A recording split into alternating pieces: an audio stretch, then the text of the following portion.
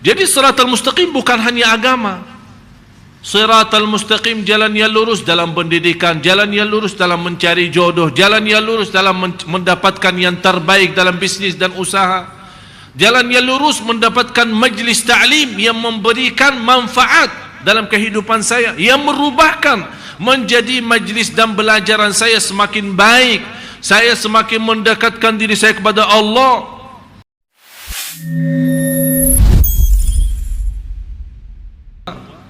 Pemuda yang istilahnya biasa-biasa saja, bunya masa jahiliyah, berbacaran, tidak salat, pemabuk, kesana kesini, tidak memperhatiin agama. Tapi gimana orang ini bisa menjadi saleh?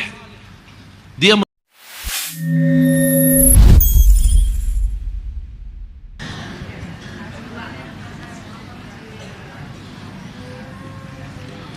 Bismillahirrahmanirrahim. Assalamualaikum warahmatullahi wabarakatuh.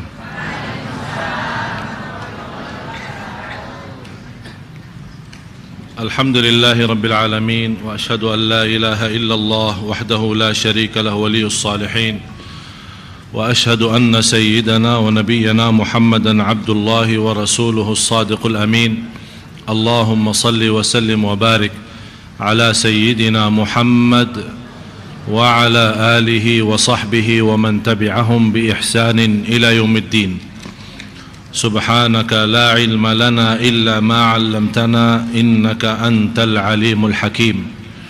Maha suci Allah, saya tidak mempunyai ilmu apa-apa, hanya saja apa yang diberikan oleh Allah subhanahu wa ta'ala.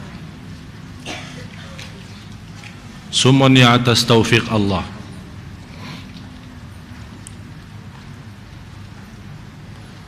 Yang merasa diri memiliki sesuatu itu sombong.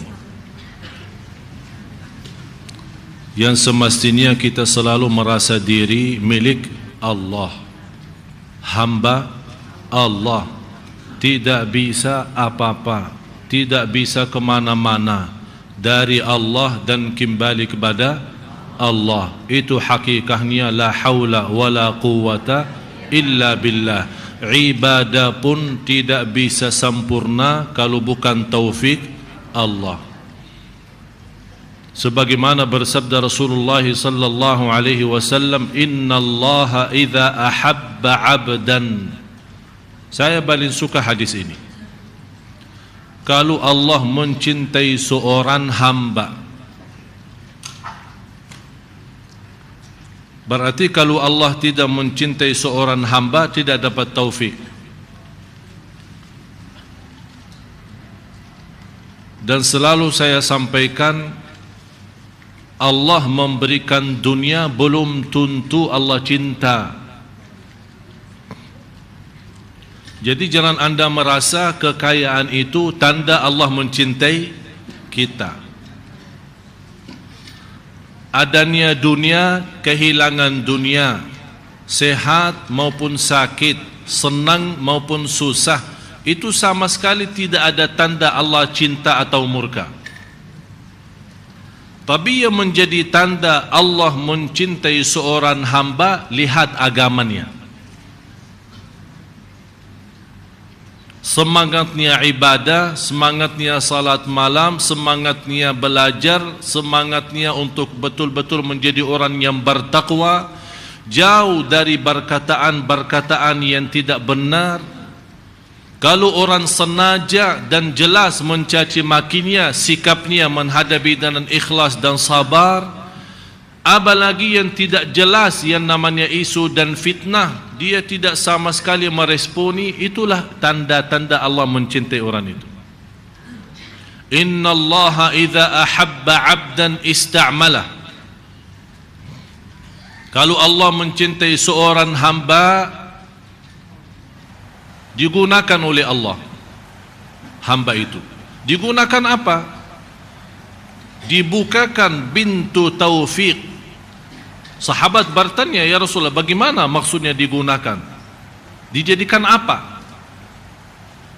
Qalu wa kaifa yasta'miluhu ya Rasulullah? Qala yuwaffiquhu fi amali khair. Allah menggunakan hamba itu, dibukakan pintu taufiknya untuk berbuat amal saleh. Saat dia berbuat amal saleh itu, Allah perintahkan malaikatul maut, silahkan cabut nyawanya. Itu namanya husnul.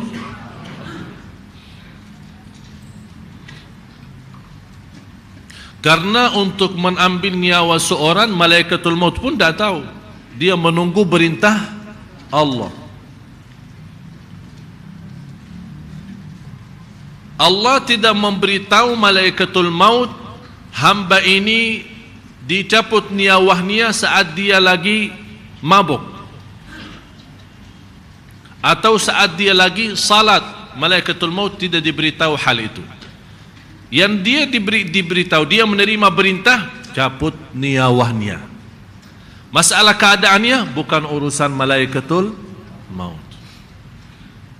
Oleh karena itu Bapak Ibu, kita sama-sama merasakan iyyaka na'budu wa iyyaka nasta'in.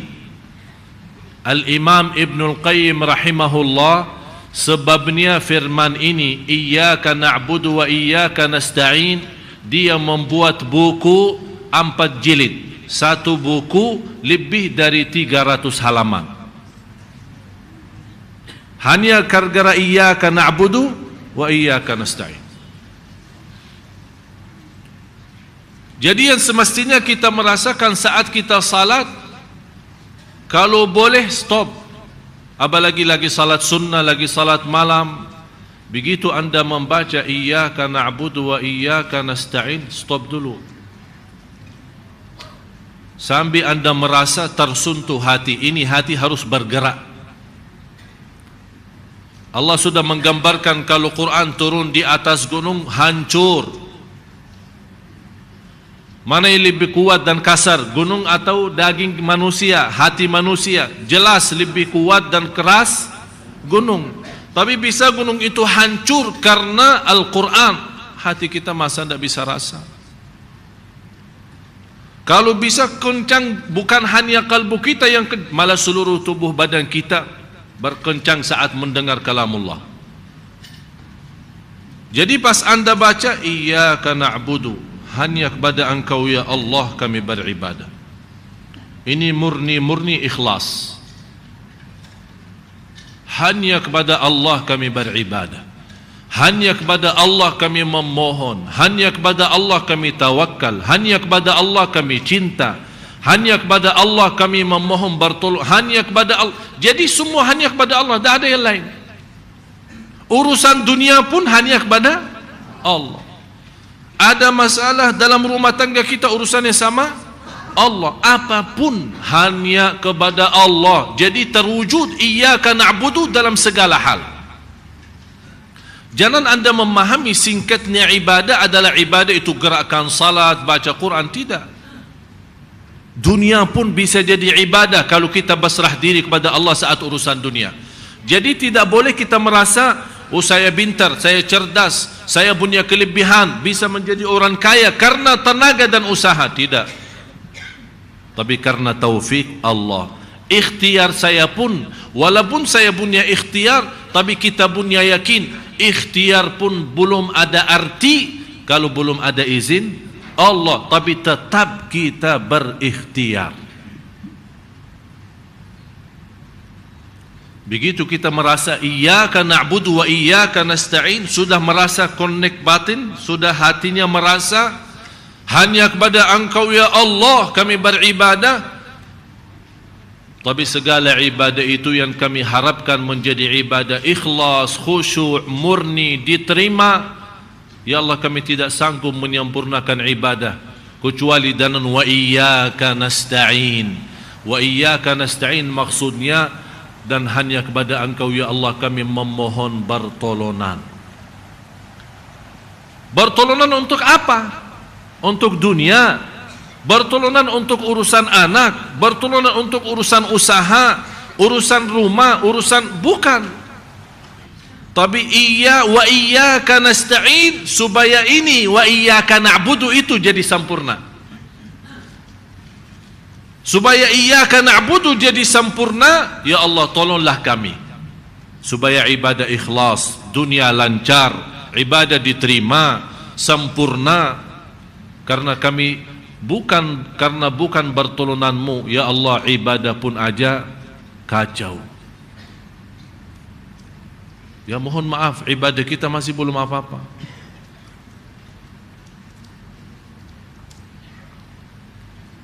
Beberapa hari ada satu cerita beristiwa. Saya telefon ke guru saya, silaturrahim. Kemudian saya hampir lama tidak telefon beliau, dan berkata beliau, saya ada cerita indah buatmu. Saya mendengar, sambil terputus telefonnya, isi pulsa lagi, terputus isi pulsa lagi, karena saya yang telefon.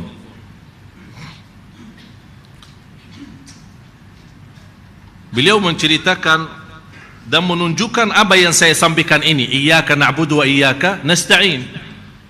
Begitu setiap saya membaca Al-Fatihah di luar salat maupun di dalam salat, saya betul-betul merasakan iyyaka na'budu wa iyyaka nasta'in membuat saya berhenti. Sambil ulama berkata, barang siapa yang memahami iyyaka na'budu wa iyyaka nasta'in, dia mampu memahami Al-Fatihah. Barang siapa yang mampu memahami rahasia Al-Fatihah, dia akan mampu memahami segala isi Al-Quran. Semua isi Al-Quran kembali kepada Al-Fatihah. Semua isi Al-Fatihah sumbernya iyyaka na'budu wa iyyaka nasta'in. Jadi kuncinya di situ. Jadi kita betul-betul sudah basrah diri hanya kepada Engkau ya Allah, ibadah, ikhlas, berjuangan semua, hidup mati karenamu ya Allah, wa iyyaka nasta'in. Habis itu sudah betul-betul kita meyakini segalanya milik Allah dan kita hamba Allah, baru kita minta petunjuk, ihdinas siratal mustaqim. Buat apa? Dunia akhirat, lahir batin, ilmu, sekolah, kuliah, jodoh, rizki, urusan, semua termasuk siratal mustaqim.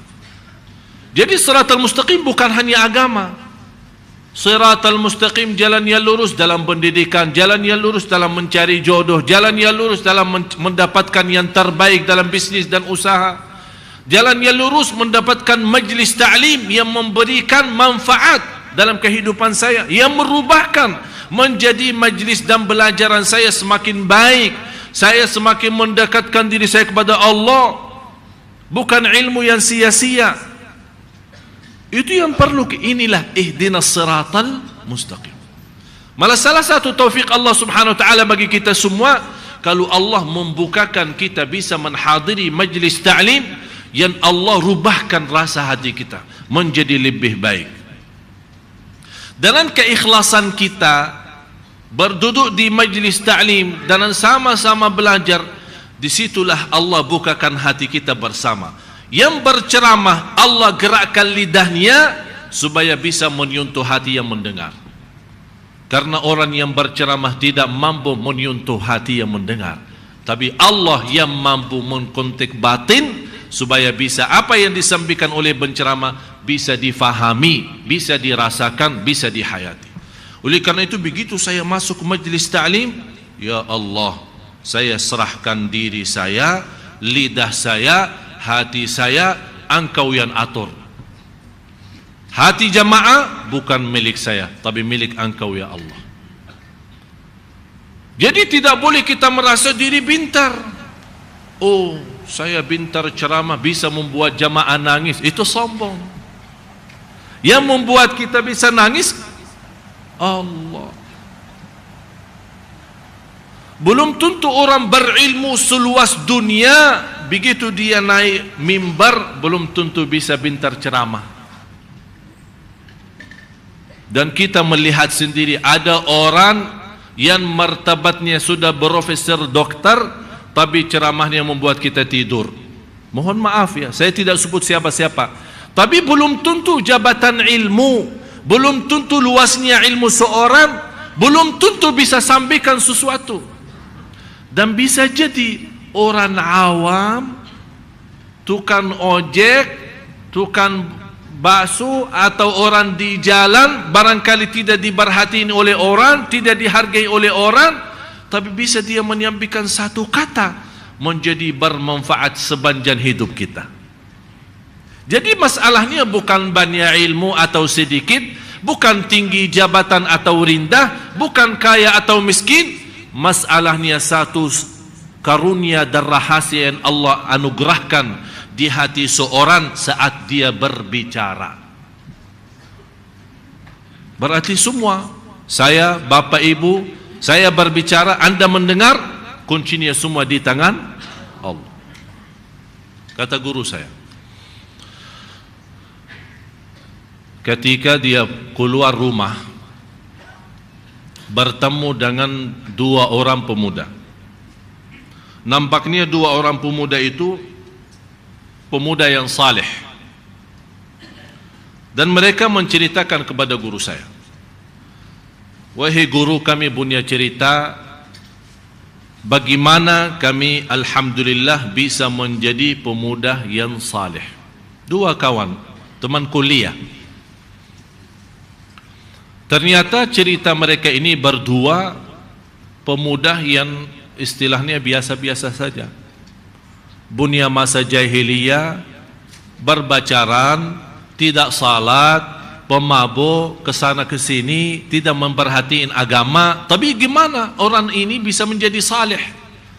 Dia menceritakan ada satu peristiwa. Ketika malam hari, kalau kita bilang malam minggu, kalau di sana di Arab malam Kamis. Tahu malam Kamis? Kita malam Kamis ceramah. Kalau di sana malam minggu, mereka di sana malam Kamis, karena Kamis sama Jumat libur di Arab. Kalau di sini Sabtu sama Minggu. Jadi ada namanya istilah malam minggu. Jadi kalau inti di Arab ke sana jangan tanya malam minggu gimana. Tanya aja malam Kamisnya gimana ya.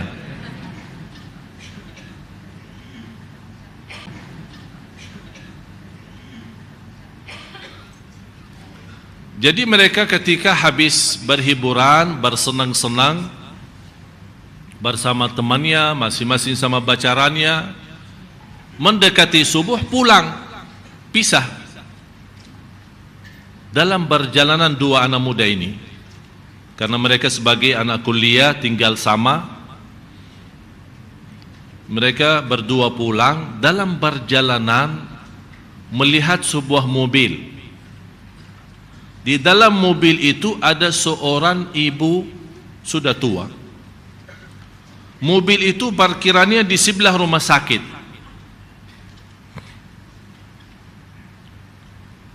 Yang menarik perhatian dua anak muda ini, suara teriakan ibu itu.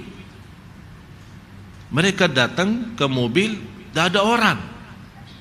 Kok ibu ini di dalam mobil sendirian? Begitu mereka mendekati, melihat ibu sepertinya dalam keadaan krisis, sakratul maut. Langsung sebagai pemuda, walaupun namanya masa jahiliyah, berlakunya macam-macam, tapi masih namanya muslim. Dia ingat, oh kalau kita dalam agama Islam, orang lagi krisis, mau mati, mau meninggal dunia, diajarin kalimat thayyibah, syahadat. Ayo ibu, asyhadu.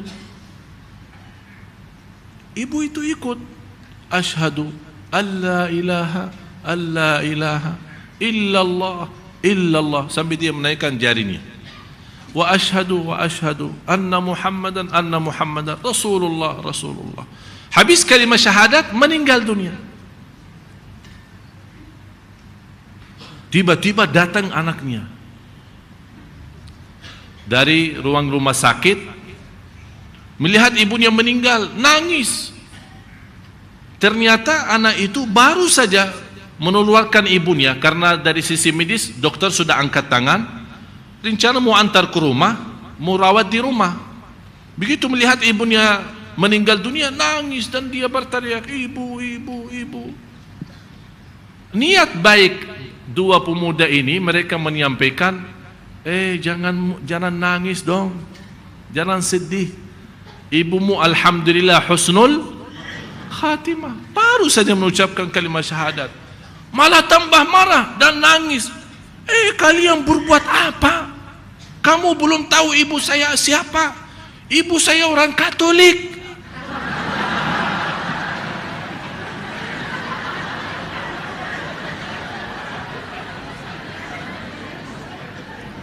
Itulah membuat mereka kaget. Ternyata ini keluarga Katolik, baru habis dirawat ibunya di rumah sakit, dia hantar ke mobil, dia balik ke rumah sakit lagi untuk tanda tangan. Allah punya rencana menggerakkan dua pemuda walaupun masih berlaku zaman jahiliyah, melewati tempat itu. Ini semua Allah yang aturkan. Menjadi anak pemuda itu memimpin seorang Katolik masuk Islam dalam sakratul maut, dan menjadi ahli surga, diselamatkan oleh neraka walaupun dia belum beribadah dengan kalimat syahadat saja, terjamin selamat dari neraka. Persis sesuai apa yang terjadi di masa Rasulullah, sama seorang Yahudi datang mengucapkan kalimat syahadat dan tidak pernah sujud satu kali pun, dan ikut perang bersama Rasul, dalam perang meninggal. Begitu anak pemuda ini dua orang mendengar, sebabnya dua orang ini, seorang Katolik bisa masuk Islam, membuat kesadaran buat dua pemuda ini, dua-duanya juga mendapatkan hidayah dan merubah menjadi anak yang salih.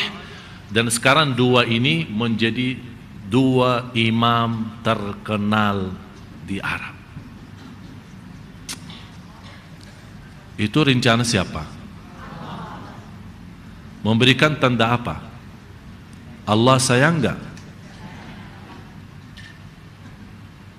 Yang Katolik diselamatkan dari neraka sebabnya dua pemuda nakal, dan sebabnya Islamnya Katolik, pemuda itu masuk menjadi anak yang saleh.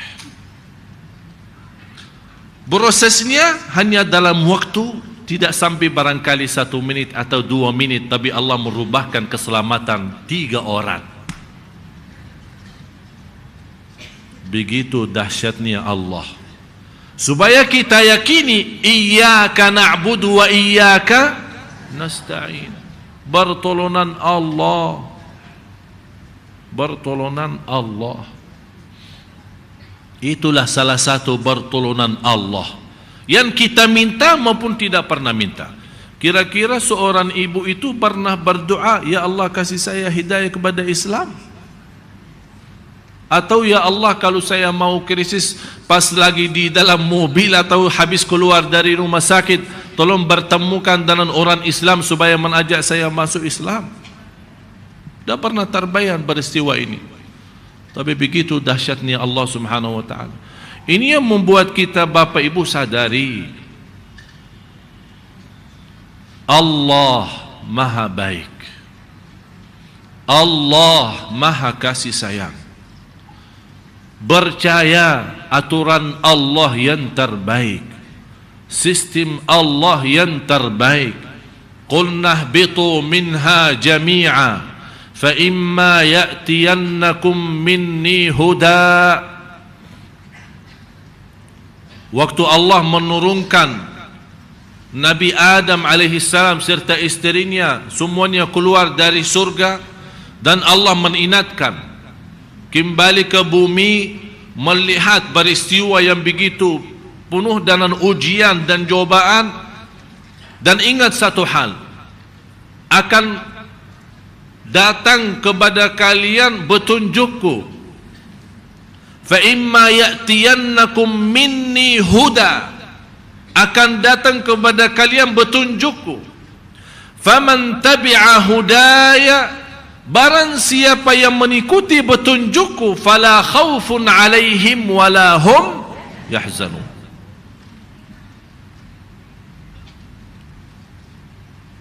Arti daripada fala khaufun, jangan takut. Betul? Wala yahzanun, jangan sedih. Pertanyaan saya, yang biasa kita takuti apa? Hah? Yang sudah lalu atau yang akan datang? Selalu kita takut masa depan. Itulah indahnya Al-Quran. Kenapa Allah mendahulukan fala khaufun daripada walahum yahzanun? Barang siapa yang mengikuti petunjukku, jangan takut, jangan sedih.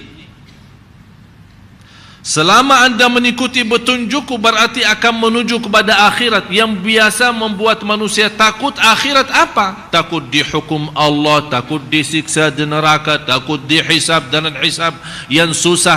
Allah tenangkan, selama anda mengikuti petunjukku, jangan takut ke depan. Masa depan jangan takut. Urusan Allah selesai, beres, aman. Itu namanya Allah memberikan asuransi aman masa depan. Tapi ya Allah, anak saya, urusan yang lalu, rumah yang saya tinggalin, harta, apa? Pasti akan merasa sedih. Kata Allah, walahum yahzanun, kami uruskan juga. Jadi depan belakang jangan fikirin. Yang penting anda pusatkan fikirannya, faman tabi'a hudaya, barang siapa mengikuti petunjukku,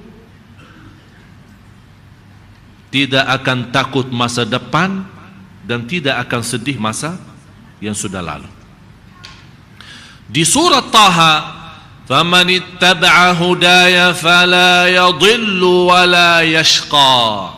Barang siapa yang mengikuti petunjukku tidak akan tersesat di dunia dan tidak akan celaka di.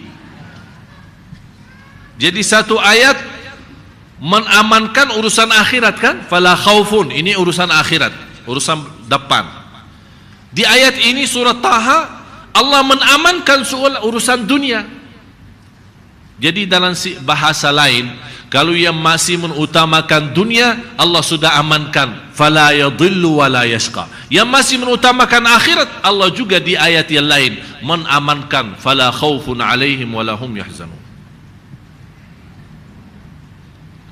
Kalau Allah berkata fala yadhillu wala yashqa, atau Allah berfirman fala khaufun alaihim wala hum yahzanun, percaya enggak?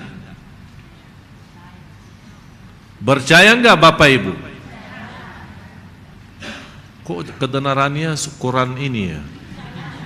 Percaya enggak? Tapi kenapa yang kita lihat banyak manusia tidak percaya? Karena kepercayaan bukan sebuah kata yang dikeraskan suaranya seperti baru saja Bapak Ibu percaya.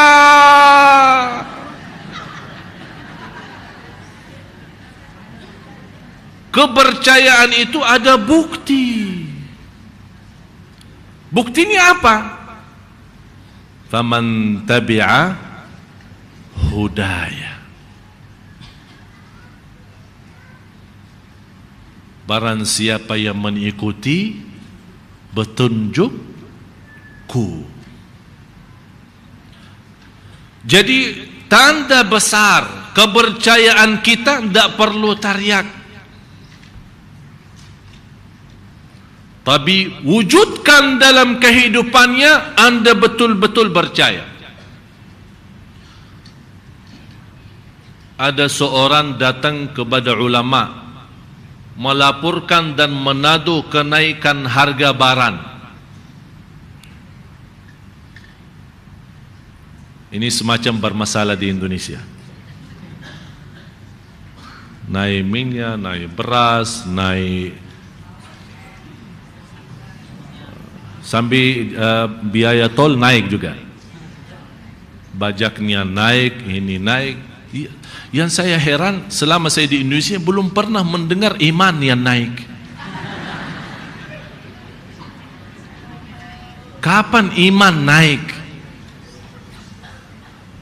Semuanya naik, dosa pun naik, iman masih, kalau masih stabil syukur, malah menurun. Ini masalahnya.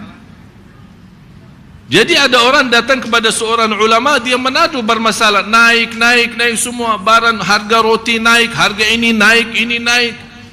Apa jawabannya ulama? Saya tidak mau tahu. Saya beribadah kepada Allah sesuai perintahnya, dan Allah yang memberi rezeki sesuai janjiannya. Selesai. Faham gak hikmah itu? Aku beribadah karena yang Allah perintahkan saya ibadah, bukan perintahkan saya rizki. Kenapa saya pusing soal rizki? Saya menyempurnakan ibadah sesuai perintahnya, dia penuhi rizki sesuai janjiannya. Udah selesai. Sekarang yang menjadi masalah, kita tidak beres urusan sama Allah, pusing urusan rizki. Akhirnya apa? Ibadah tidak beres, rizki pun tidak beres.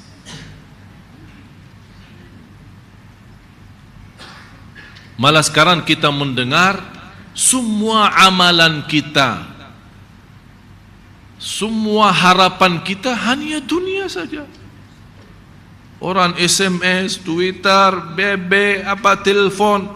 Syekh, amalan supaya lancar usaha, amalan supaya dapat jodoh, amalan rumah tangga sakinah, amalan supaya dapat keturunan, amalan, semua masih terlibat dunia saja. Sampai dunia tak beres, kita mengharap amalan ibadah yang semestinya semata-mata ridha Allah malah jadi buat dunia aja. Seolah-olah kita lupa akhirat. Padahal kita sudah belajar, inna salati wa nusuki wa mahyaya wa mamati, kalau betul-betul lillahi rabbil alamin, dunia akhirat beres. Apa yang membuat kita pusing? Karena salat tak benar, bukan karena kesempitan rizki, bukan karena banyak hutang. Tapi yang kita tidak sadari, bukan karena salat tidak benar, malah kita pusing. Kenapa? Hutang banyak. Tapi tidak pernah berfikir yang membawa hutang yang banyak kenapa bisa jadi banyak. Karena pertama salatnya tidak beres.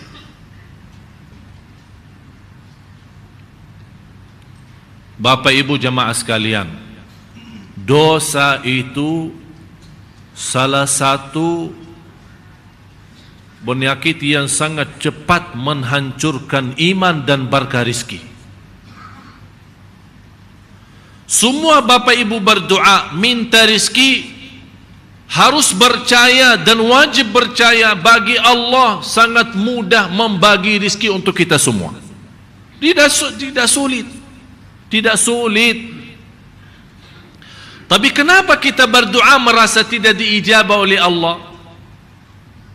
Kenapa kita sudah sekian tahun bisa merasa diuji oleh Allah terus? Padahal kita berdoa, berzikir sebanyak-banyaknya.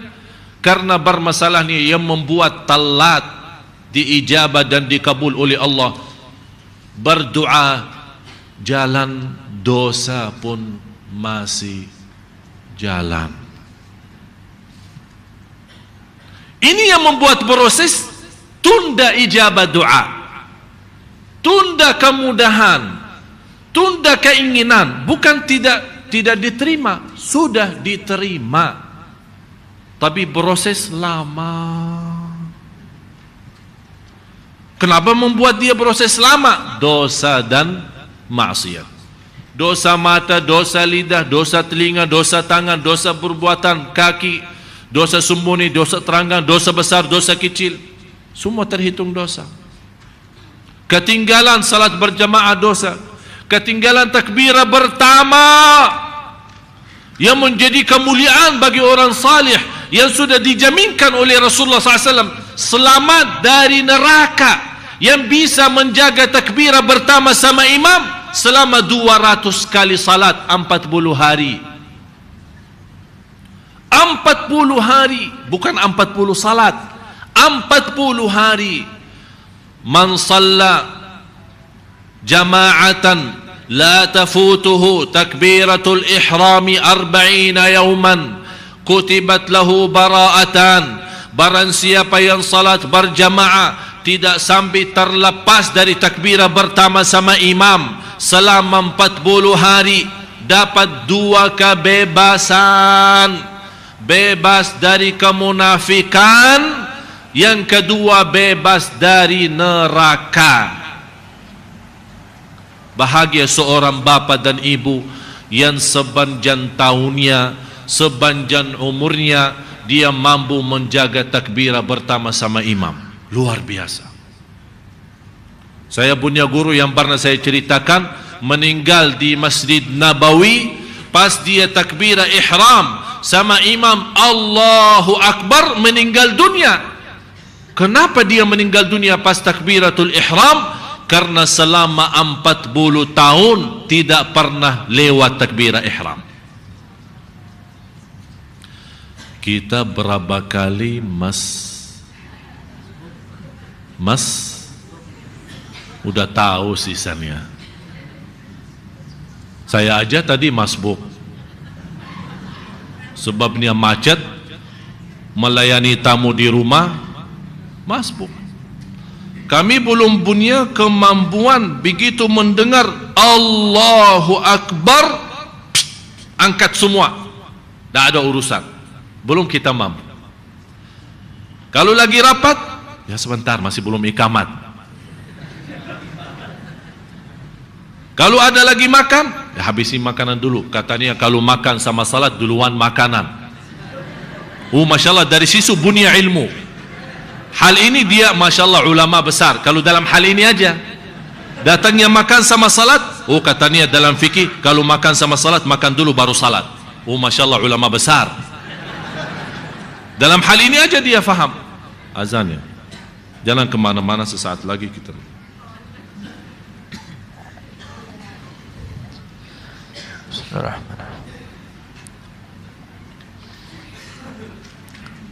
Allahu Akbar, Allahu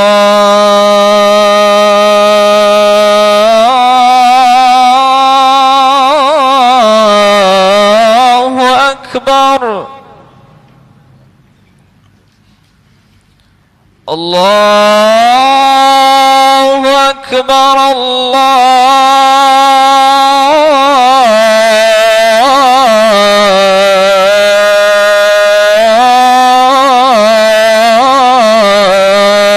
Akbar.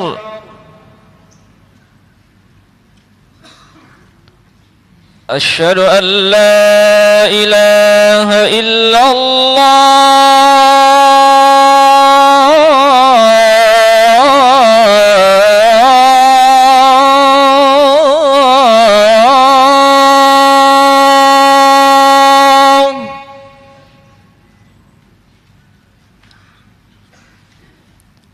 Asyhadu an la ilaha illallah.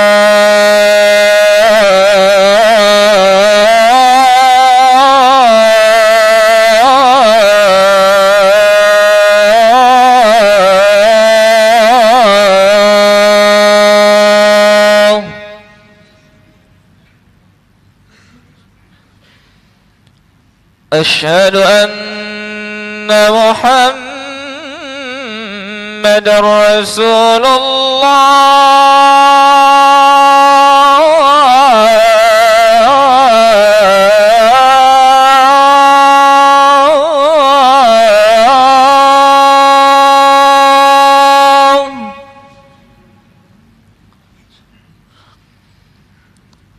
Asyhadu anna Muhammadar Rasulullah.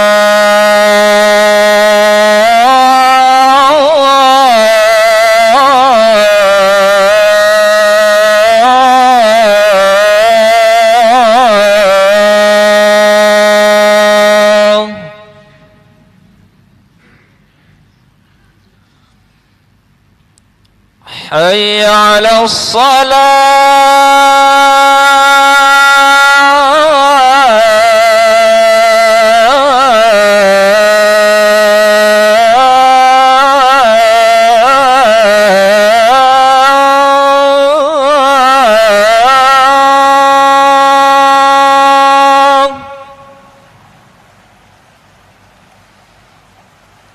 حي على الصلاة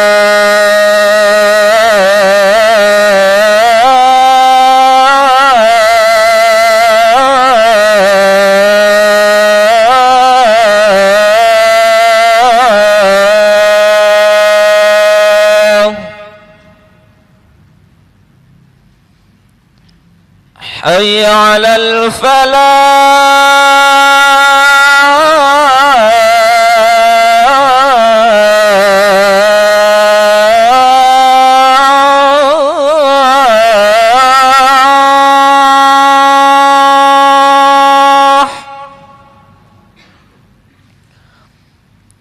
حي على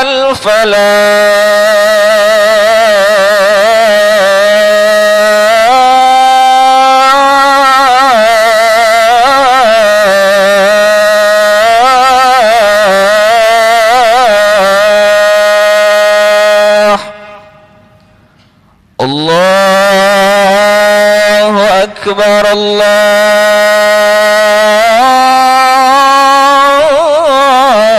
الله أكبر لا إله إلا الله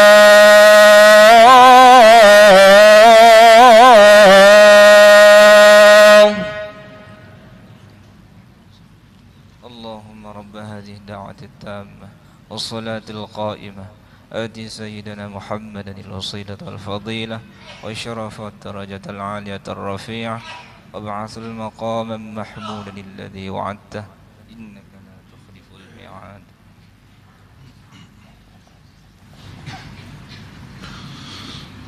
الحمد لله. اللهم صل على سيدنا محمد وعلى آل سيدنا محمد. Bapak Ibu jamaah sekalian yang dimuliakan Allah Subhanahu wa taala, kembali kita sebagai hamba Allah Subhanahu wa taala tidak bisa dan tidak mampu melepaskan diri daripada Allah Subhanahu wa taala. Oleh karena itu selalu kita merasa dalam sisa umur kita, selalu kita merasa diri butuh sama Allah. Tunjukkan kemiskinannya, kefakirannya, kelemahannya, kebodohannya, kekurangannya. Kita tidak bisa apa-apa. Kita saat berbanyak zikir kepada Allah Subhanahu wa taala, kita meyakinkan diri kita, wa khuliqal insanu dha'ifa, manusia diciptakan dalam keadaan lemah. Lemah, tidak bisa apa-apa. Ikhtiar pun kalau tidak disertai dengan taufik dan karunia Allah, ikhtiar pun gagal. Oleh karena itu saat kita berikhtiar, walaupun gagal, tidak merasa kecewa hati, kita sudah meyakinkan ikhtiar pun kalau tidak disertai dengan karunia Allah bisa gagal.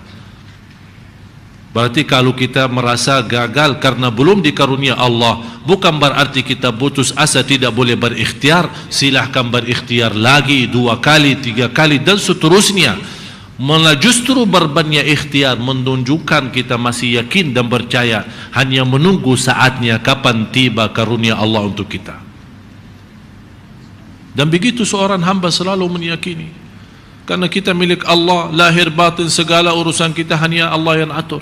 Dan kita percaya aturan Allah itu yang terbaik. Wa asa an takrahu syai'an wa huwa khairul lakum. Bisa anda membenci sesuatu, tapi sesuatu itu bisa baik bagimu. Wa asa an tuhibbu syai'an wa huwa syarrul lakum. Bisa anda menyukai sesuatu, tapi sesuatu itu bisa menjadi bahaya dan menjadikan kecelakaan bagimu. Wallahu ya'lamu wa antum la ta'lamun. Allah saja yang Maha tahu. Kita tidak tahu apa-apa. Bukti kita tidak tahu apa-apa, keluar dari masjid aja tidak tahu mau kemana. Bisa Allah menarahkan tujuan kita ke tempat yang lebih baik. Oleh karena itu kita percaya dan kita selalu berusaha berbuat baik. Islam, Bapak Ibu, indah dan sederhana. Kalau anda merasa beban menjalankan agama Islam, berarti anda salah menjalankan Islam. Bukan Islam yang beban atau Islam yang sulit. Islam mudah, Islam enak, Islam sempurna, Islam sederhana, Islam rahmatan lil alamin. Tak ada susahnya sama sekali. Tapi kita yang salah faham, kita yang salah jalankan. Akhirnya kita merasa banyak beban dan banyak keberatan. La tahqiranna minal ma'ruf. Salah satu bukti kemudahan Islam itu, bersabda Rasulullah SAW, jangan engkau menghina perbuatanmu sekecil apapun. Kadang-kadang kita merasa harus sebanjan malam salat malam, harus sebanjan siang berpuasa, harus sebanjan waktu baca Quran, harus sebanjan waktu berbuat silaturrahim dan banyak amal salih. Allah tidak minta Bapak Ibu 24 jam ibadah. Malah di hukum Islam dilarang, tidak boleh sepanjang hari, pagi sampai malam terus ibadah saja. Malah Rasul pernah melihat seorang duduk di masjid di waktu bukan waktu salat. Kata Rasulullah SAW, kenapa duduk di masjid? Kata beliau, saya mau beribadah, tidak mau usaha dan tidak mau dunia. Rasulullah SAW negur dan marah. Keluar dari masjid, berusaha, berjuang, cari nafkah, cari rizki, berjuang di muka bumi, dan tetap ibadah berjalan. Huwa alladhi khalaqal mauta wal hayata liyabluwakum ayyukum ahsanu amala. Bukan sebanyak amal. Ahsanu beda sama aktharu. Aktharu artinya banyak, tapi ahsanu yang terbaik. Allah minta yang terbaik, biarpun sederhana. Bisa satu senyuman melamatkan kita dari neraka. Belum tentu orang bangun masjid yang megah mewah bisa menghabiskan miliaran, tapi karena bukan lillah, tapi senyum lillah, malah senyum yang membawa dia selamat. Bukan masjid yang besar yang habis miliaran. Jadi masalah rahasia amal salih itu kita tidak bisa tentukan, oh karena amalan salih ini saya berbuat begitu istimewa, dahsyat, besar, belum tentu di situ diselamatkan. Oleh karena itu saya nasihatin Bapak Ibu 3 hal. Tolong ingat, Allah rahasiakan di tengah manusia waliullah. Tidak ada yang bisa tahu siapa waliullah. Allah rahasiakan wali di antara manusia. Tidak ada yang boleh tahu siapa waliullah. Kenapa? Supaya jangan anda menghina manusia. Kalau anda salah menghina seorang, ternyata orang itu waliullah, berarti anda menjadi musuh Allah dunia akhirat. Hati-hati, jangan main-main sama Allah. Tukang parkir bisa jadi waliullah, Allahu a'lam, bisa jadi. Kenapa Allah rahasiakan di antara manusia ada waliullah yang tidak boleh ditahu sama manusia? Supaya kita belajar jangan menghina manusia siapapun. Supaya jangan sampai kita salah menghina seorang, ternyata orang itu waliullah di sisi Allah. Kalau kita sudah menghina waliullah, kita sudah musuh Allah. Na'udzubillah. Yang kedua, Allah rahasiakan ridha dalam ibadah. Tapi kita tidak tahu ibadah yang mana bisa mendapatkan ridha Allah. Allah rahasiakan, ternyata keridhaan Allah ada di dalam ibadah, tapi yang mana? Oleh karena itu disuruh bermacam-macam ibadah. Salat malam sedikit-sedikit, bersedekah sedikit-sedikit, jaga jamaah, silaturrahim. Jadi anda berusaha punya amal salih di macam pihak, di macam tempat, di macam amalan gitu. Jadi jangan hanya fokus satu, seolah-olah saya tidak mau barnya, saya tidak mau pusing, cukup salat malam, sisa umur saya semua seterusnya salat malam.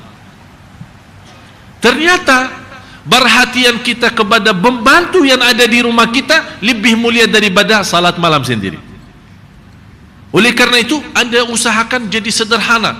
Salat malam sederhana, ada sedikit memperhatikan pembantu kita, ada sedikit senyum sama supir kita, ada sedikit baik sama tukang parkir kita yang di depan rumah, ada sedikit memperhatikan tetangga kita.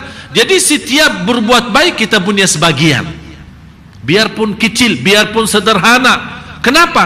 Karena kita tidak tahu di mana Allah sembunyikan ridhanya. Yang ketiga, hati-hati dari dosa maksiat.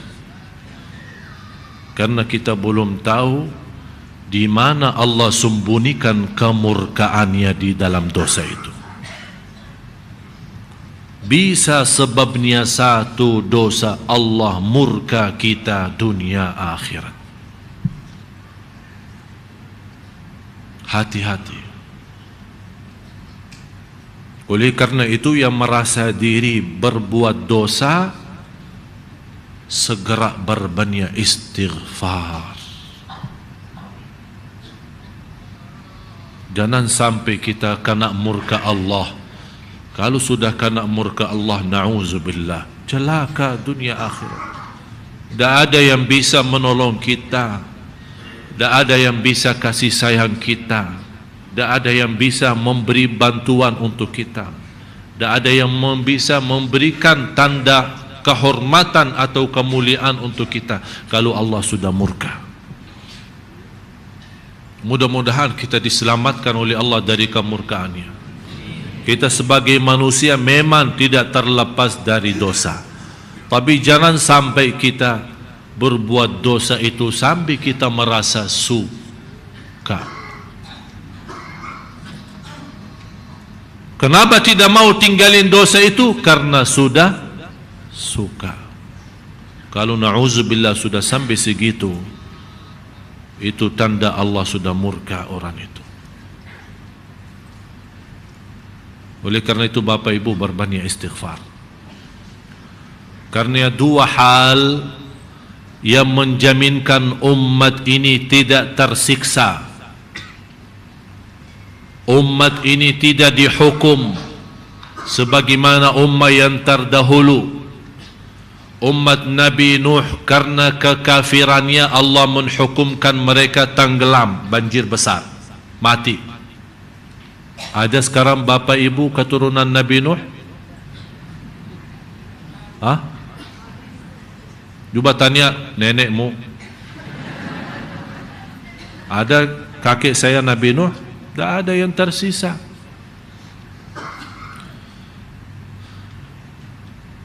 Semua umat yang mendahului kita masing-masing sudah mendapatkan hukuman Allah.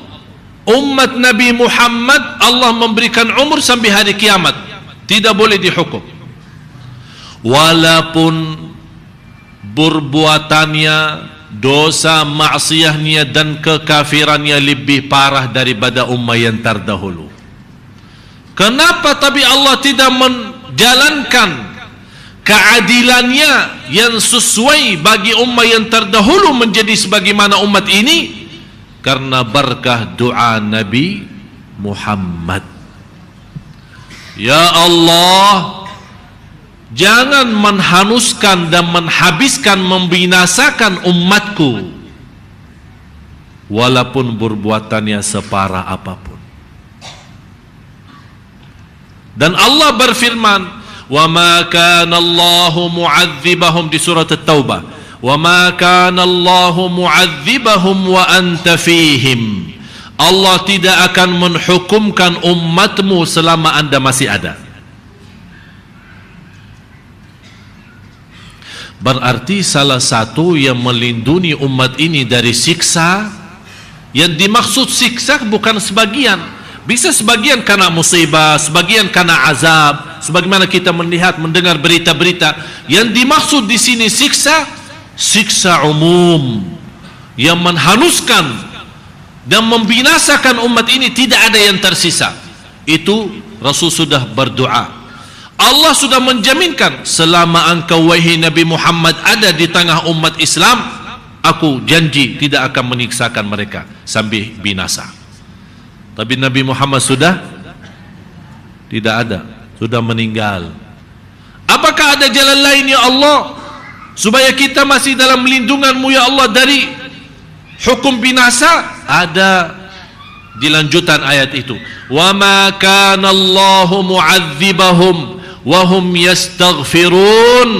Selama mereka masih beristighfar, aku janji tidak akan menghukumkan binasa.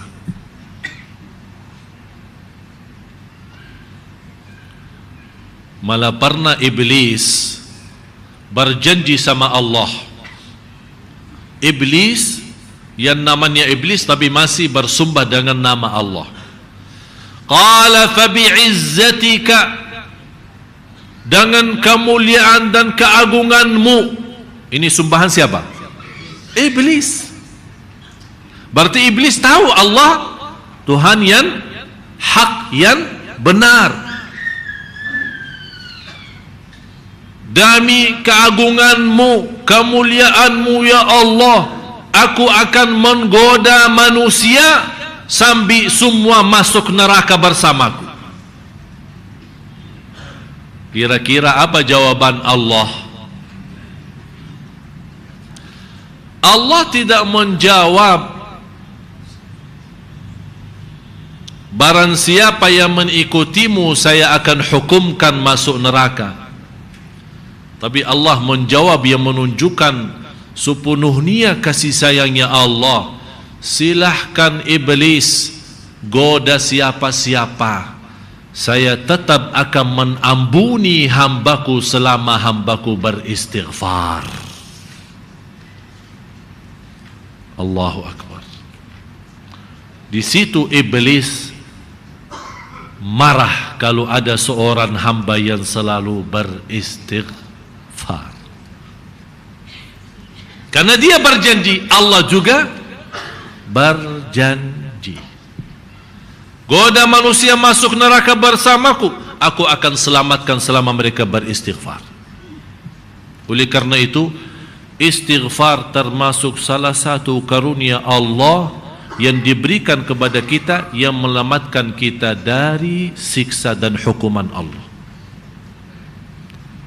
Ternyata bukan hanya itu saja, malah istighfar menghilangkan kesusahan, istighfar menjaminkan ketenangan, istighfar memudahkan rizki, istighfar mendatangkan rizki, istighfar menjaminkan keberkahan, istighfar memberikan banyak karunia dan perlindungan untuk rumah kita termasuk anak kita. Sebagaimana bersabda Rasulullah SAW di hadis yang sahih, man lazimal istighfar, beda istighfar biasa sama istighfar luar biasa.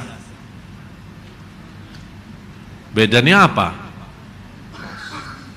Istighfar biasa ya sehari-hari kita habis salat istighfar, itu biasa.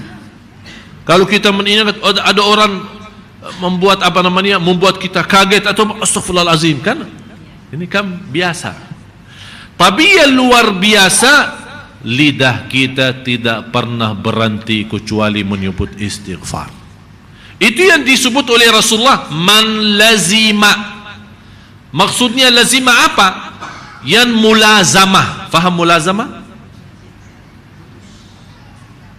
Tidak pernah putus. Kalau kata mulazamah, sahabat mulazamah sama Rasul tidak pernah pisah. Istiqamah, rutin. Apa yang kita dapatkan ini kan luar biasa. Memang memerlukan perhatian. Sepanjang perjalanan kita istighfar, jalan kaki istighfar, mau tidur istighfar, mau kemana-mana istighfar, dalam keadaan wudu istighfar, tidak wudu istighfar, dalam keadaan bersedia istighfar, tidak pernah berhenti. Apa yang kita dapat? man lazimal istighfar, dijanjikan 3. Istighfar yang luar biasa, bukan yang biasa. Istighfar yang luar biasa. Apalagi istighfar sesudah dosa. Apalagi istighfar yang membuat kita nyesal, sedih, nangis karena dosa kita, dosa lalu, mungkin dosa baru. Kita sadari dengan istighfar yang luar biasa. Kita ingat mendapatkan 3 hal. Man lazimal istighfar ja'alallahu, Allah akan, ja'alallahu, malah yang menarik perhatian saya dalam hadis ini, itu kan bahasa Arab. Makanya belajar bahasa Arab. Kata Allah, ja'alallahu lahu. Kata ja'ala sudah beres, bukan saya ja'alu. Saya ja'alu akan, nanti urusannya nanti. Tapi kalau ja'ala sudah selesai. Man lazimal istighfar, setiap kesusahan diberikan kemudahan. Ini yang pertama. Ja'alallahu lahu min kulli hammin faraja. Kata hammin ini sebenarnya, kata hammin itu jauh lebih daripada kata susah. Kita sudah susah sambil terbawa dalam fikiran dan mimpi kita. Faham gak? Kita susah, saking susah sambil terbawa dalam fikiran dan mimpi, sambil dalam mimpi terbawa. Sambil mimpi aja tidurnya tidak tenang gara-gara susah itu. Itu namanya ham. Ja'alallahu lahu min kulli hammin faraja. Setiap ham yang membuat kita pusing, saking susahnya sambil tidak tenang tidur, tidak ada nafsu makan. Ada orang saking susah sudah tidak ada nafsu makan. Saking susah malah dia berencana bunuh diri. Kan susah kan macam-macam. Semua bapak ibu kan susah kan? Susah enggak? Ya susah. Ya datang ke Sunda Kelapa susah juga, macet. Karena perjalanan apa kan namanya susah. Tapi kan martabat susah, tingkatan susah macam-macam. Tapi ada martabat susah itu yang namanya ham. Itu saking susahnya malah ada orang berpikir bunuh diri sudah daripada hidup begini. Itu namanya ham.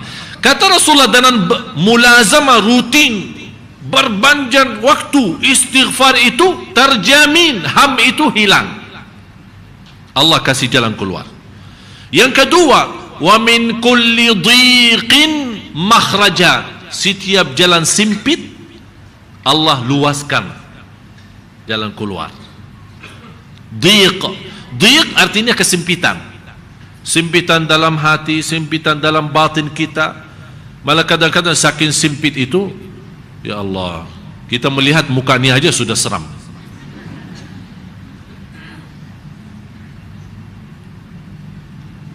Terus habis itu apa? Yang ketiga, wa yarzuqhu min haitsu la yahtasib. Allah akan datangkan rizki. Bapak ibu, beda arti mudah rizki sama datang rizki. Maksudnya datang rizki apa? Sudah saking pusing, tidak ada nafsu makan, tidak mau ketemu siapa-siapa, galau ya? Galau ya? Kayaknya bahasa cocok ham itu galau ya? Kayaknya ini, sudah ketemu ini. Ada lebih tinggi daripada galau ya? Ada enggak? Galau martabat tinggi. Atau galau nomor 1 ya? Atau VIP galau ya? Jadi sudah betul-betul udah. Jadi diajar ngomong aja saya enggak bisa. Sudah tidak nyambung, kita bicara tidak nyambung, makan tidak mau, tidur tidak bisa, sudah. Galau plus stres. Begitu ya. itu sudah ham. Namanya ham. Ha mim. Bukan ham-ham makan. Itu ham-ham itu makan. Tapi kalau satu ham itu galau dan stres. Tapi kalau ham itu makan, lagi makan. Kalau kita main sama anak-anak mau ham, tapi jangan bilang sama anak mau ham. Nah, jadi boleh dua-dua, mau ham artinya mau makan. Tapi kalau mau ham ini berarti mau nyakitin. Wa yarzuqhu min haitsu la yahtasib. Allah akan datangkan rizki dari tempat yang tidak pernah nyangka. Dia sudah ikhtiar usaha untuk melunas hutang tapi bangkrut, sudah habis. Usaha gagal, rugi, tidak ada jalan keluar, sampai sudah merasa tidak ada harapan hidup. Dia duduk di rumah menjalankan ibadahnya, ikhtiarnya. Ini kan salah satu ibadah pun bisa menjadi ikhtiar. Ibadah bisa menjadi ikhtiar saat kita galau. Di antara ikhtiar istighfar. Jadi jangan Anda berpikir ikhtiar harus keluar rumah, harus minta tolong orang. Sebelum minta tolong orang, minta tolong Allah. Apa ikhtiar saya? Istighfar. Pas begitu kita lagi sibuk istighfar, malah wa yarzuqhu min haitsu la yahtasib, terbukti ada orang tutup rumah membawa uang lunas hutang kita. Demi Allah Bapak Ibu, peristiwa ini terjadi sama saya sendiri. Udah saya basrah, sudah tidak ada jalan keluar. Duduk istighfar. Saking banyak istighfar, kadang-kadang suap makanannya di antara suap pertama sama yang kedua saya sebut istighfar. Saking banyak istighfar. Astagfirullahaladzim. Astagfirullah. Udah basah, sudah tidak ada jalan. Saya tidak ada jalan keluar. Sambil mau berfikir mencari jalan keluar, tidak bisa. Demi Allah, saya menerima SMS sambil saya tidak kenal dari mana, ada setoran masuk rekening saya yang melunaskan hutang. Siapa orangnya? Saya datang minta info dari bank, tidak ada nama.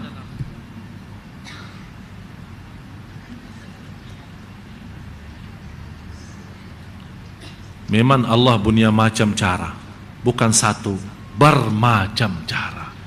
Tapi sebelum Allah tunjukkan bermacam cara itu, Allah mau lihat kita percaya apa tidak.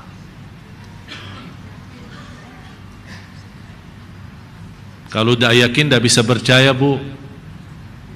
Oleh karena itu, mulai malam ini Bapak Ibu, silahkan yang punya masalah maupun tidak punya masalah, sepanjang sisa waktu hidup kita, pagi, siang, sore, malam, istighfar. Ada ujian, hadapi dengan istighfar. Ujian sekolah, hadapi dengan istighfar. Belajaran kuliah, hadapi dengan istighfar. Urusan rumah tangga, hadapi dengan istighfar. Soal jodoh, hadapi dengan istighfar. Apapun bermasalah, kata Imam Ibn Taymiyah, termasuk dalam belajar ilmu agama, hadapi dengan istighfar.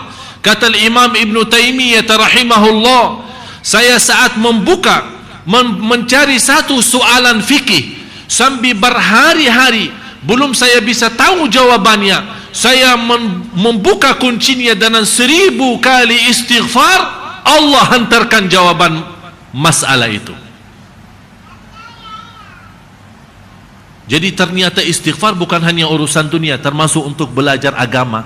Allah bukakan pemahaman, bisa memahami agama dengan mudah dan lancar dengan kekuatannya istighfar. Mau lihat, mau buktikan, silahkan jalankan, silahkan Anda bisa merasakan sendiri.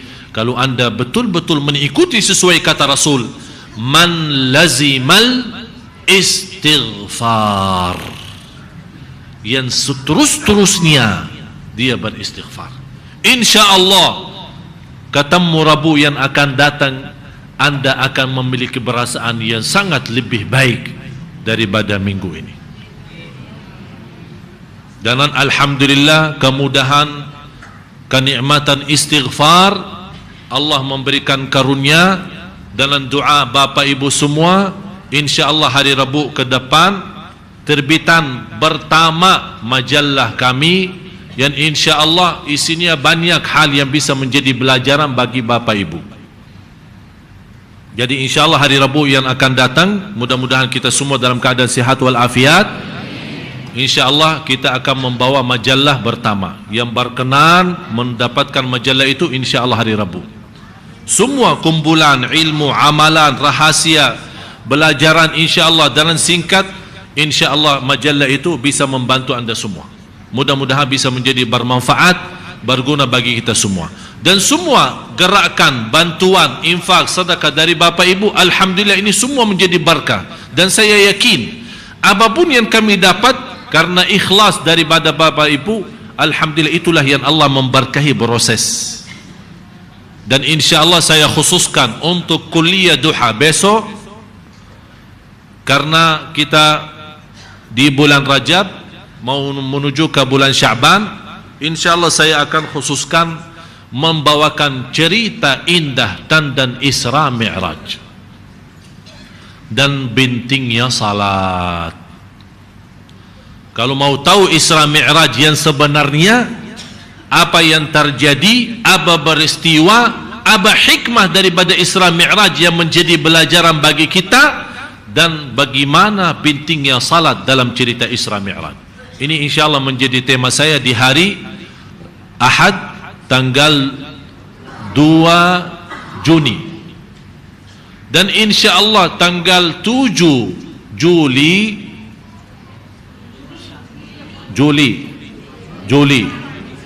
maksudnya minggu bulan depan, yang menjadi sebelum puasa, bisa kuliah duha terakhir. Ya, kuliah duha terakhir di bulan Juli, insyaAllah kalau tak salah tanggal 7, saya akan khususkan bahasannya yang terkait dengan fikih dan hikmah daripada puasa. Semua soalan yang terkait dibutuhkan oleh masyarakat tentang Ramadan, ilmu, fikih, soalan yang perlu kita harus fahami supaya puasa kita sempurna, ini insyaAllah menjadi bahasan saya di kuliah duha yang terakhir tanggal 7 Juli, supaya insyaAllah sekaligus kita menghadapi Ramadan insyaAllah dalam keadaan sudah memahami bagaimana proses ibadah sepanjang bulan Ramadan. Mudah-mudahan selama kita belajar sama-sama menjadi ilmu bermanfaat bagi kita semua. Ayo kita sama-sama tutup doa. Walaupun ada pertanyaan tapi kita tunda, insyaAllah di pertemuan yang akan datang. Pertama-tama, karena antara azan dan iqamah termasuk doa makbul, kita sama-sama membacakan Al-Fatihah, permintaan bania dari jamaah, keluarga yang sakit mudah-mudahan disembuhkan oleh Allah Subhanahu wa taala, yang menghadapi kesusahan dan kesulitan, ujian, cobaan, hutang, mudah-mudahan dimudahkan oleh Allah Subhanahu wa taala, mendatangkan rezeki yang berkah yang mengatasi segala permasalahannya, dan mudah-mudahan dana rezeki yang berkah bisa membawa kita semua ke tanah suci haji dan umrah dan ziarah Nabi Muhammad sallallahu alaihi wasallam. Dan Al-Fatihah juga untuk semua keluarga kami yang telah dipanggil oleh Allah duluan, yang sudah meninggal dunia, mudah-mudahan diampuni segala dosanya, dijadikan tempat mereka menjadi yang terbaik daripada dunia dan segala isinya, dan mereka menjadi tenang dan bahagia di alam barzakh, di dunia kubur, sampai menghadap Allah Subhanahu wa taala di hari kiamat, mendapat karunia ampunan dan dinaikkan di sisi Allah di derajat yang tertinggi, dan diterima segala amal ibadahnya. Khususnya sahabat saya dan guru kita bersama Ustaz Jeffrey Al-Bukhari, kita bacakan Al-Fatihah di malam yang ke-38. Mudah-mudahan diampuni Allah, diterima segala perjuangannya, diterima dakwahnya, dan dijadikan oleh Allah Subhanahu wa taala seorang ustaz yang masuk surga bersama Nabi Muhammad sebagai orang yang dai yang melanjutkan dakwah Nabi Muhammad sallallahu alaihi wasallam. Al-Fatihah.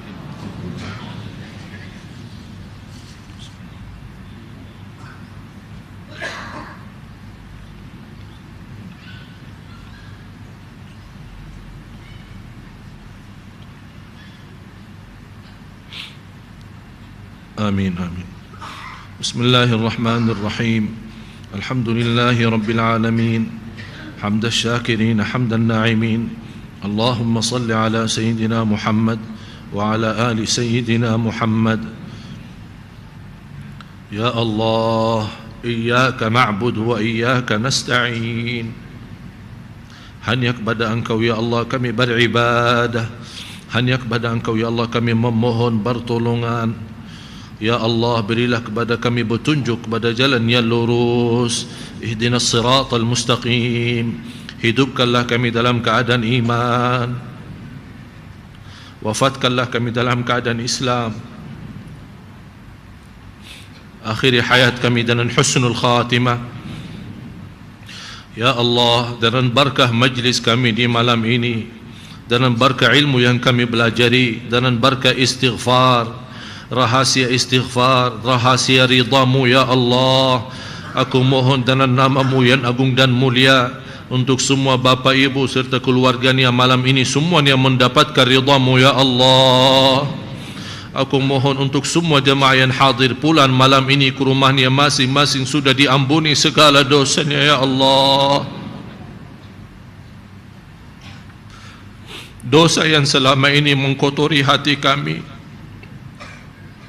dosa-dosa yang selama ini yang mengganggu perasaan kami, dosa-dosa yang membuat kami buta dari jalan yang benar, dosa-dosa yang selama ini menjauhkan kami dari keindahan ibadah, kemudahan rezeki dan keinginan dan kebahagiaan dalam kehidupan.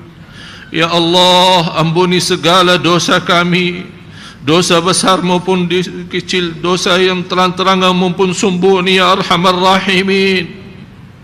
Sucikan hati kami, bersihkan jiwa kami, karena kami sangat merasa bahagia kalau sudah suci dari dosa dan maksiat, karena dosa maksiat yang membawa keburukan dalam kehidupan kami. Ya Allah ya Arhamar Rahimin, jadikan semua yang hadir serta keluarganya ya Allah menjadi ahlul Quran, ahlul Quran, ahlul Quran dunia akhirat ya Rabbal Alamin. Ya Allah, kuatkanlah kami lahir dan batin agar kami mampu mengamalkan apa yang kamu baru belajar ya Rabbal Alamin. Jadi ilmu yang kami belajari malam ini menjadi ilmu bermanfaat bagi kami, menjadi saksi baik di hadapan-Mu hari kiamat ya Allah. Jadikan majlis kami malam ini membawa syafaat bagi kami dan keluarga kami ya Rabbal Alamin. Ya Dzal Jalali wal Ikram. Ya Allah, ampunilah orang tua kami, ampuni orang tua kami, sayangi orang tua kami, jadikan orang tua kami mulia di sisi-Mu dunia akhirat. Ya Allah, lindungi anak keluarga kami, anak dan cucu ya Allah, anak cucu kami ya Allah, lindungilah mereka ya Allah agar anak dan cucu kami menjadi anak salih salihah, anak cucu kami menghafal Al-Quran, anak cucu kami yang menjaga nama baik kami, anak cucu kami yang membawa bahagia dan selamat dunia akhirat, anak cucu kami yang terlindungi dari segala bahaya, dari segala keburukan dan kejahatan dunia dan manusia ya Rabbal Alamin. Anak dan cucu kami yang menenangkan hati kami dan senantiasa berbakti baik terhadap kami ya Rabbal Alamin. Allahumma ighfir lil muslimina wal muslimat wal mu'minina wal mu'minat al ahya'i minhum wal amwat. Ya Allah, panjangkan umur kami dalam keadaan sehat wal afiat, bertemu bulan puasa ya Allah, agar kami mendapatkan nikmatnya dan keindahan bulan puasa ya Rabbal Alamin. Barik lana fi Rajab wa Sya'ban wa ballighna Ramadan. Ya Allah, berkahi kami di bulan Rajab dan Sya'ban, dan sampaikanlah kami kepada bulan Ramadan dalam keadaan sehat wal afiat dan iman, birahmatika ya Arhamar Rahimin. Rabbana taqabbal minna innaka antas samiul alim wa tub alaina innaka antat tawwabur rahim. Ya Allah, anugerahkan taufikmu ya Allah, karuniamu ya Allah untuk negara kami Indonesia menjadi negara yang makmur, negara yang berkah, pemimpin yang takwa, pemimpin yang adil, pemimpin yang jujur dan amanat. Ya Dzal Jalali wal Ikram. Ya Allah, selamatkanlah negara kami dari segala bahaya dan segala keburukan, dari segala kemurkaan-Mu ya Dzal Jalali wal Ikram. Jadikan negara kami Indonesia yang kami cintai baldatun tayyibatun wa rabbun ghafur. Rabbana atina fid dunya hasanah wa fil akhirati hasanah wa qina adzaban nar wa qina adzaban nar wa qina adzaban nar wa adkhilna al jannata ma'al abrar wa adkhilna al jannata ma'al abrar wa adkhilna al jannata ma'al abrar ya aziz ya ghaffar ya rabbal alamin. Wa sallallahu ala sayyidina wa nabiyyina Muhammad wa ala alihi wa sahbihi wa baraka wa sallam. Subhana rabbika rabbil izzati amma yasifun wa salamun ala al-mursalin walhamdulillahi rabbil alamin. Kurang lebihnya mohon maaf. Akhirul kalam, subhanakallahumma wa bihamdika ashhadu an la ilaha illa anta astaghfiruka wa atubu ilaik. Wassalamu alaikum warahmatullahi wabarakatuh. Waalaikumsalam warahmatullahi wabarakatuh. Demikianlah jamaah yang dimuliakan Allah, kajian kita pada malam hari ini. Semoga banyak manfaat yang dapat kita ambil dalam kesempatan malam hari ini. Dan selanjutnya sebagai kata penutup, marilah sama-sama kita akhiri dan kita tutup majelis kita dengan sama-sama baca alhamdulillah. Alhamdulillahirabbil alamin. Assalamualaikum warahmatullahi wabarakatuh.